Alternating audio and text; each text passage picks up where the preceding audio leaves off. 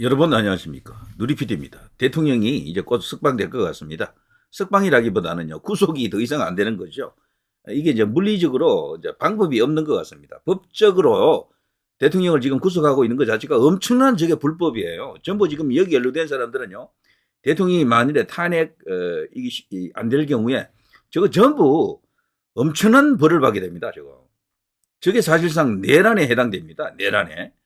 현재 대통령을 강제로 인신을 구속하고 그 일련의 그 과정을 보면은 그거는 내란일 경우에만 허용되는 그런 이슈들이거든요. 그런데 대통령이 만일에 탄핵이 안 됐을 경우 그 내란이 아니라는 이야기지. 결과적으로 이제 엄청난 역풍이 불 겁니다. 이제 그때 몸살이를 생각하면 지금 여기에 연루된 어떤 그 관계자들, 공수처, 뭐 경찰, 검찰 전부 지금 벌벌 떨고 있을 겁니다. 자, 어쨌거나요, 대통령은 이제 시간의 문제입니다. 이제 나오는 것은 확실해요.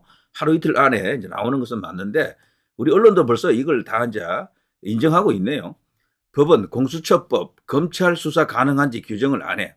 공수처법 자체가요, 이게 미완성법이라는 그 이야기가 있어요. 너무 급조했고, 문재인이가 있을 때 이걸 너무도 강제적으로 이제 밀어붙였는데, 그래서 완전한 이 제도로서 그 완비가 안 됐습니다. 어쨌거나 공수처는 대통령을 수사할 권한이 없었던 것이죠. 특히 내란죄 같은 거는.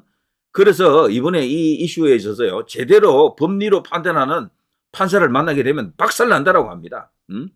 그래서 이 모든 판사들을 다 엮기는 어려워요. 물론 카르텔이 있겠지. 우리 법 연구에만, 그리고 국제인권법 연구에만 있는 게 아니에요. 법원에는 다른 어떤 그런 생각을 가진 판사도 많다는 겁니다. 자, 검찰이 구속수사 등 강제수사할 법적 근거 부족하다. 법원 구속 연장 불허 이후 검찰 특수본 내부가 대혼란에 빠졌다고 합니다. 패닉한 상황이죠. 검찰 안에도요, 대통령에게 우호적인 세력이 여전히 존재한다고 합니다. 그러나 대통령과는 다른 노선을 이제 걷는 혹은 다른 이질적인 그런 검사들도 꽤 있다 그래요. 어디가 더 큰 세력인지는 알기는 어렵습니다만 좌우지간 대통령에게 우호적인 검사들도 여전히 상당수 있다라고 합니다. 그래서 중앙지검에서 어떤 결론을 낼 때 그런 것도 크게 영향을 줄 것으로 보고요. 그 배경에는 법이 이제 있습니다. 법보다 더 무서운 게 없잖아요. 우리나라에서는 어쨌거나. 이런 게 있습니다. 공수처법 26조에는 수사관계 서류와 증거물 지체 없이 서울중앙지검 소속 검사에게 송부한다. 그리고 이 지금 송부받은 검사가 해당 이 사건을 책임지는 검사가 대통령과 뭐 모르는 사이가 아니겠죠. 당연히 잘 아는 사이일 겁니다. 같은 검사 출신으로서요. 근데 그 검사가 어떤 성향이냐, 어떤 생각을 갖고 있느냐가 굉장히 중요하겠죠. 지금 일설에 의하면은 그 검사가 한동훈계라고 이러는데 저는 아직 거기까지는 완전하게 신뢰하기는 어렵습니다. 다만 조금 더 지켜봐야 된다. 이런 생각인데요. 자, 2항 검사는 해당 사건의 공소 제기 여부를 신속히 통보한다. 이렇게 되어 있거든요. 그리고 공수처가 가질 수 있는 재량권이 거의 없어요. 그냥 서류와 증거물 지체 없이 그냥 보내야 된다. 지체 없이 이게 중요한 거고요.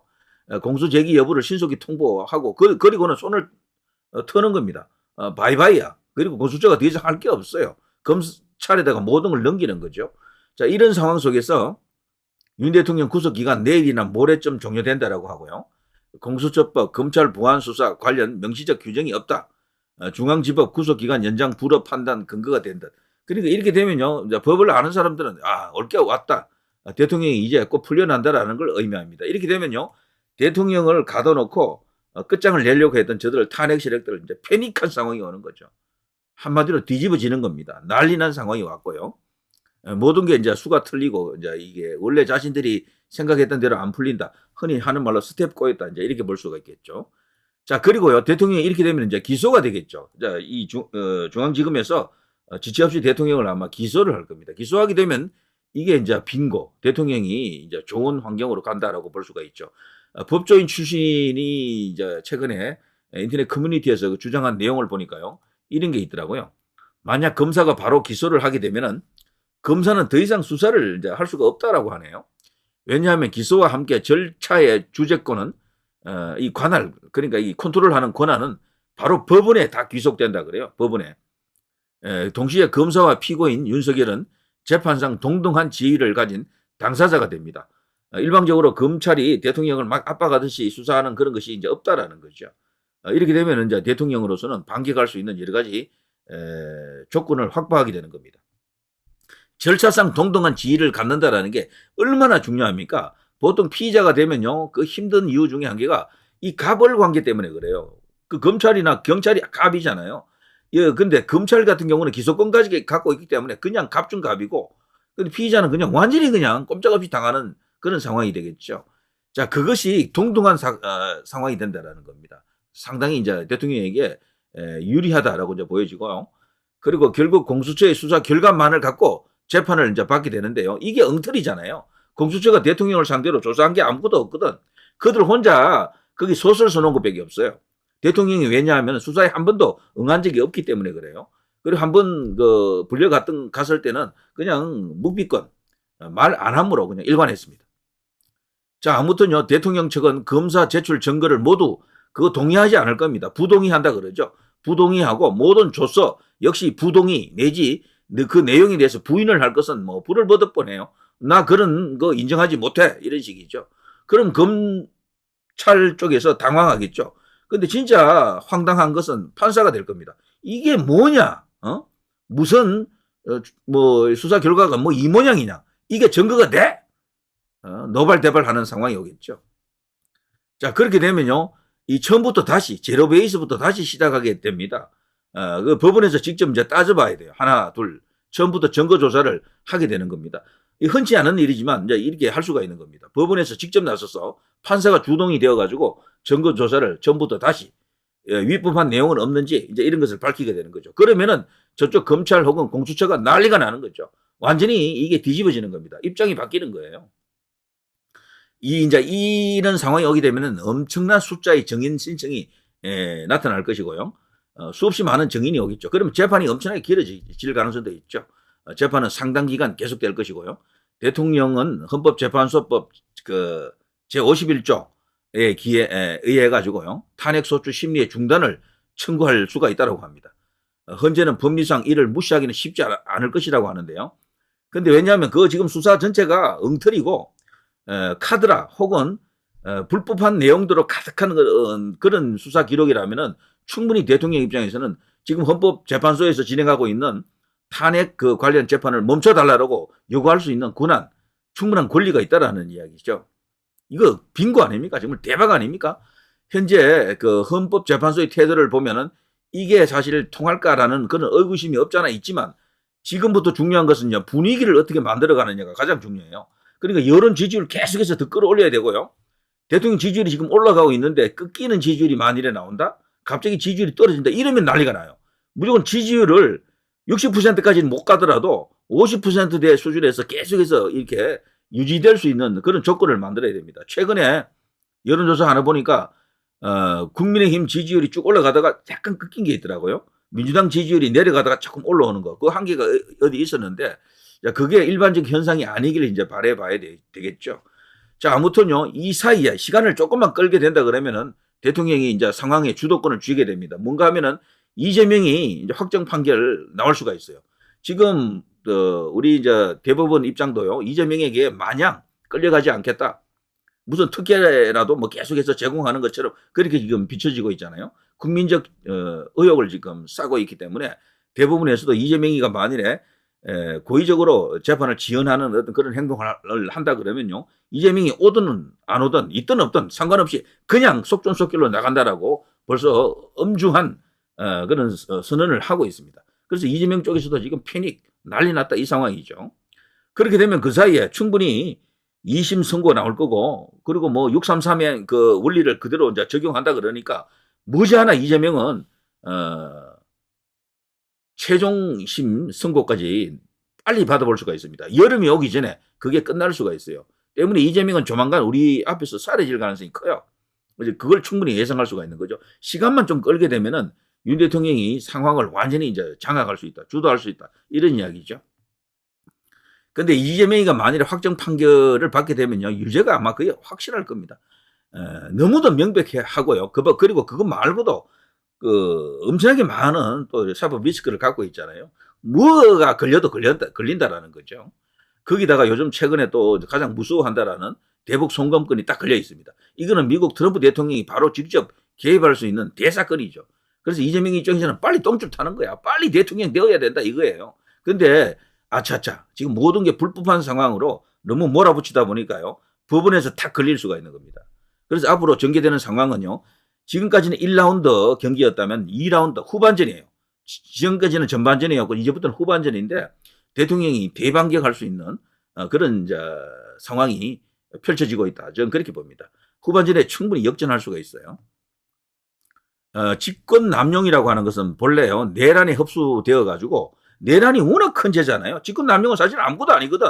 대통령에게 집권 남용이라고 하는 건 있을 수가 없습니다.